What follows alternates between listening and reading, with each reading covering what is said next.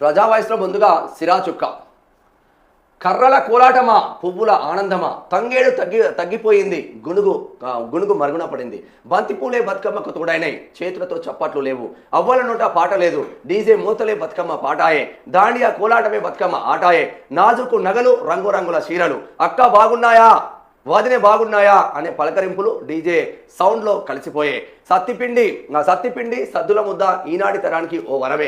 అయినా పిజ్జాలు బర్గర్ల చప్పిడి తిండికి అలవాటు పడ్డోళ్లకు సత్తిపిండి పెట్టాలనుకున్నాడు అమ్మమ్మ బాపమ్మల చాదస్తమే. కల తప్పిన బతుకమ్మ పండుగకు కన్నవారి ఇల్లు చేరిన ఆడబిడ్డలకు పూల పండుగ శుభాకాంక్షలు అంటూ మా బోనాల రమేష్ సీనియర్ జర్నలిస్టు వరంగల్ నుంచి పంపించింది. అద్భుతంగా ఇప్పుడు ఉన్నది ఇప్పుడు జర్నలిస్టుల కోణం ఎట్లుంటది మా బోనాల రమేష్ రాసిండేది.